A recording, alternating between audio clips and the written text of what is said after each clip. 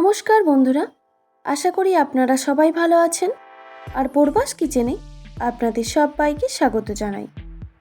আজকে আমি কুঁদরি বা তরুলি দিয়ে একটি দারুণ সুস্বাদু রেসিপি আপনাদের সঙ্গে শেয়ার করব।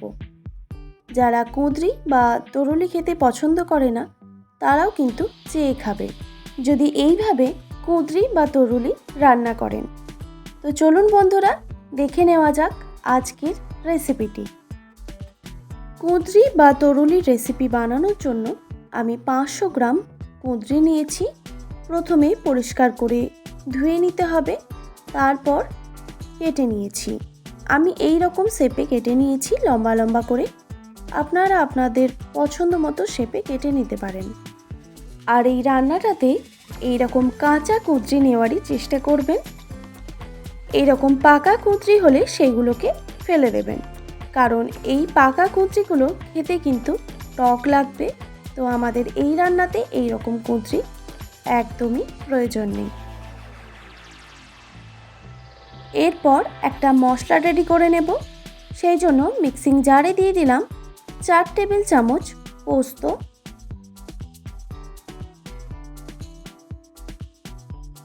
এরপর এটাকে শুকনো অবস্থায় আমি গুঁড়ো করে নেব। দেখুন, গুঁড়ো করে নিয়েছি। এইভাবে কিন্তু মিক্সিতে মশলা বাটলে একদম মিহিভাবে বাটা হয়ে যায়। আর ঝালের জন্য দিয়ে দিলাম কয়েকটা কাঁচা লঙ্কা আর সামান্য পরিমাণে নুন দিয়ে দিলাম। এরপর সামান্য জল দিয়ে এর একটা মিহি পেস্ট করে নিতে হবে। দেখুন, বেটে নিয়েছি, খুব ভালোভাবে বাটা হয়ে গেছে। এরপর চলে যাচ্ছি মূল রান্নাতে। একটা কড়াইতে দিয়ে দিলাম 2 টেবিল চামচ সরষের তেল। তেলটা কড়াইয়ে ভালো করে ছড়িয়ে দিতে হবে। তেলটা গরম হয়ে আসলেই দিয়ে দিলাম কেটে ধুয়ে রাখা কুঁদরি। এরপর দিয়ে দিচ্ছি স্বাদ মতো নুন আর দিয়ে দিলাম সামান্য পরিমাণে হলুদের গুঁড়ো। এরপর নুন হলুদ দিয়ে কুঁদরিগুলো খুব ভালো করে ভেজে নিতে হবে। কুঁদরি যেহেতু একটু শক্ত, তাই রান্না করতেও দেরি লাগে। সেই জন্য আমি নুন হলুদটা ভালো করে নাড়াচাড়া করে দেওয়ার পর একটা ঢাকনা দিয়ে ঢেকে কিছুক্ষণের জন্য সেদ্ধ করে নেব। আর গ্যাসের ফ্লেমটা মিডিয়ামে রেখেছিলাম। কিছুক্ষণ পর ঢাকনাটা আমি সরিয়ে নিলাম। এরপর কুঁদরিগুলোকে খুব ভালো করে ভেজে নিতে হবে। অনেকটাই সেদ্ধ হয়ে এসেছে, তো আর ঢাকা আমি দেব না। এইভাবে গ্যাসের ফ্লেমটা হাই রেখে কুঁদরিগুলো ভেজে নিতে হবে।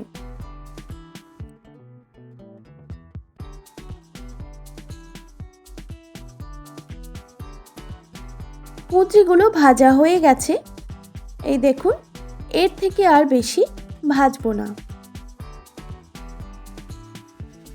এবার আমি কুঁদরিগুলোকে একটা পাত্রে তুলে নিচ্ছি।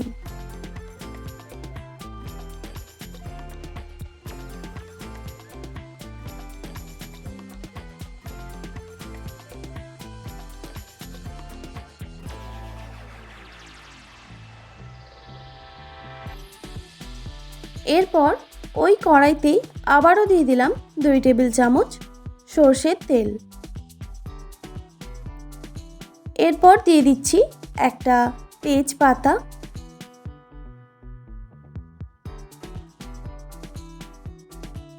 তেজপাতাটা হালকা ভাজা হয়ে আসলে দিয়ে দিলাম হাফ টিস্পুন 5 ফোড়ন।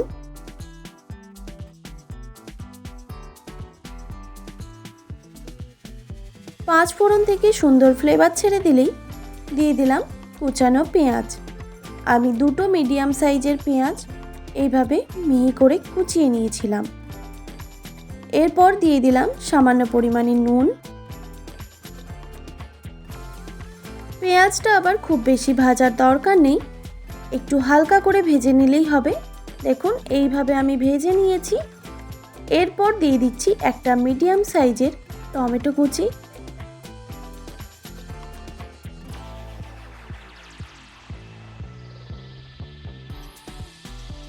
টমেটোটা যাতে খুব ভালোভাবে সেদ্ধও হয়ে যায় আর ভাজাও হয়ে যায় তাড়াতাড়ি, সেই জন্য একটা আমি ঢাকনা দিয়ে ঢেকে দিলাম। কিছুক্ষণ পর আমি ঢাকনাটা সরিয়ে দিলাম। টমেটো গলে গেছে দেখুন। এরপর গ্যাসের ফ্লেমটা হাই রেখে আমি পেঁয়াজ আর টমেটো খুব ভালো করে একসঙ্গে ভেজে নেব।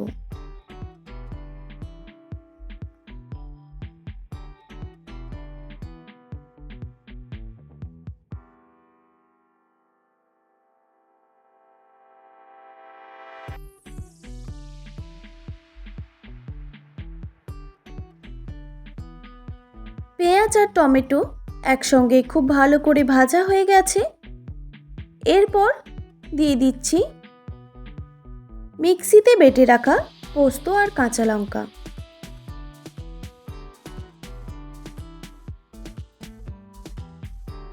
আর মিক্সির মগ ধোয়া সামান্য জলও দিয়ে দিলাম। এরপর দিয়ে দিচ্ছি হলুদের গুঁড়ো 1/2 টিস্পুন। এবার সব মশলাটাকে খুব ভালো করে কষিয়ে নিতে হবে, যতক্ষণ না মশলা থেকে কাঁচা গন্ধটা চলে যাচ্ছে।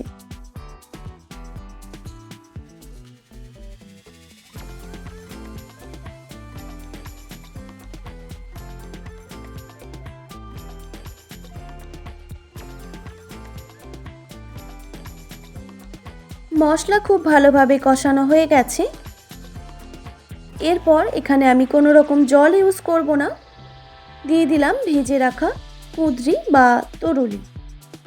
তারপর ভালো করে মিক্স করে নিতে হবে। এই রান্নাতে জল ইউজ করলে খেতে একদমই ভালো লাগে না, তাই ভালো করে নাড়াচাড়া করে দেওয়ার পর একটা ঢাকনা দিয়ে ঢেকে দিলাম প্রায় 1.5 থেকে 2 মিনিটের মতো, গ্যাসের ফ্লেমটা মিডিয়ামে রেখে। 1.5-2 মিনিট পর ঢাকনাটা আমি সরিয়ে নিলাম।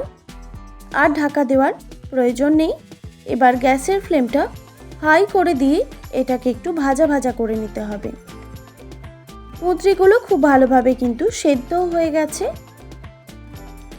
এরপর দিয়ে দিচ্ছি স্বাদের ব্যালেন্সের জন্য 1 টিস্পুন চিনি।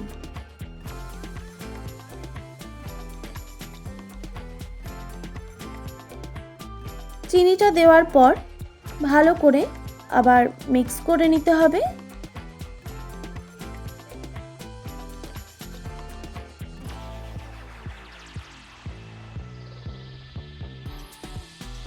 ভালো করে মিক্স করে নেওয়ার পর কুঁদরি বা তরুলির রেসিপি একদম রেডি। এবার এটা গরম গরম রুটি পরোটার সঙ্গে পরিবেশন করুন। আশা করি আজকের রেসিপি আপনাদের ভালো লেগেছে। আর ভালো লেগে থাকলে অবশ্যই একটি like, comment, share and subscribe করে দেবেন। আর পাশে থাকা বেল আইকনটিও প্রেস করে দেবেন, তাহলে নিত্য নতুন রান্নার ভিডিওগুলি আপনাদের কাছে পৌঁছবে। ভালো থাকবেন, সুস্থ থাকবেন। দেখা হচ্ছে নতুন কোনো রেসিপি নিয়ে। আর এতক্ষণ আমার সঙ্গে থাকার জন্য আপনাদের সবাইকে অনেক অনেক ধন্যবাদ।